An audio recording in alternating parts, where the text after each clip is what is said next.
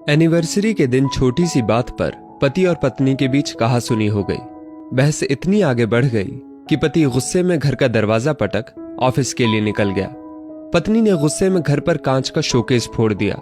पत्नी का गुस्सा इतना बढ़ गया था कि उसने पूरे दिन कुछ ना खाने की ठान ली। वक्त निकलता गया, शाम हुई। पत्नी का गुस्सा भी अब शांत हो चुका था। उसने सोचा कि शायद उसे ही पहला कदम लेना चाहिए, वरना लड़ाई तो ऐसी है कि बस करते जाओ, जिसका कोई अंत नहीं। पत्नी ने खाना बनाना शुरू किया, केक और अन्य तैयारियां कर ली। सोचा कि आज पति का वेलकम गिफ्ट और फूलों के साथ करेगी। दरवाजे पर घंटी बजी और पत्नी दरवाजे की तरफ दौड़ी। दरवाजा खोलते ही अचानक घर के लैंडलाइन पर एक फोन आया। पत्नी अपने रूम में फोन उठाने गई और देखा कि फोन पति के मोबाइल से ही आया है। उसने फोन उठाया और दूसरी तरफ एक व्यक्ति ने पूछा, जी क्या ये राहुल का घर है? पत्नी ने जवाब में कहा, हाँ जी, ये राहुल जी का ही घर है और मैं उनकी पत्नी बोल रही हूँ। वो व्यक्ति फिर कहता है, देखिए आप जल्दी से रेलवे स्टेशन के पास वाले हॉस्पिटल में पहुंच जाइए। पत्नी थोड़ी सी घबराहट के साथ बोली, क्यों, क्या हुआ? और मेरे पति का मोबाइल फोन आपके पास कैसे है? तो वो व्यक्ति कहता है, देखिए आपको बताना तो नहीं चाहता, लेकिन आपको ना बताए तो गलत हो जाएगा। पत्नी बहुत घबरा गई, मन में अजीब अजीब ख्याल आने लगे। बोली, प्लीज बताइए क्या हुआ है? उस व्यक्ति ने कहा, आज शाम आपके पति की कार का एक्सीडेंट हो गया था। दुर्घटना स्थल पर ही उनकी मृत्यु हो गई। उनकी बॉडी को पोस्टमार्टम के लिए हॉस्पिटल लाया गया है, इसलिए आपका यहां होना बहुत जरूरी है।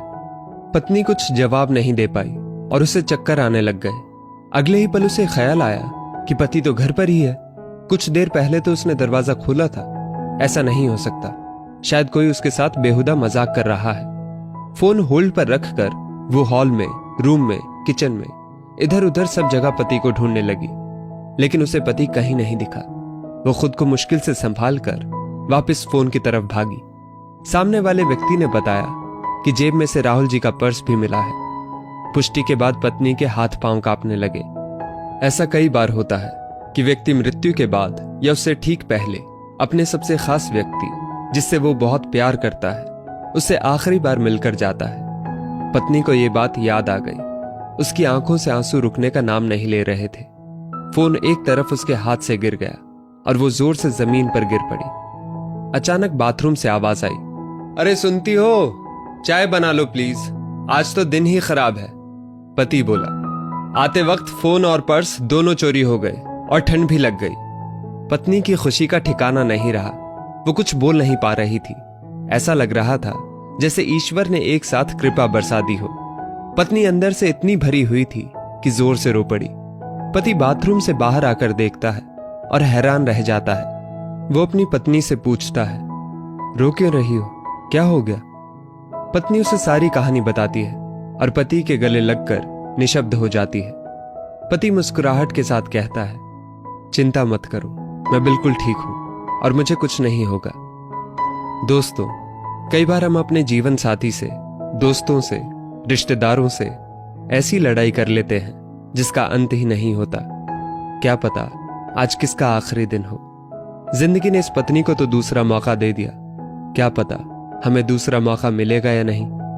रिश्तों में लड़ाइयां तो होती ही रहती हैं, लेकिन ये कोशिश करें कि उन लड़ाइयों का हल शांति से कर लिया जाए। इस स्टोरी को लेकर आपकी क्या राय है, नीचे कमेंट करके जरूर बताइएगा और ऐसी ही और भी बेहतरीन वीडियोस के लिए हमारा पेज जरूर फॉलो करें।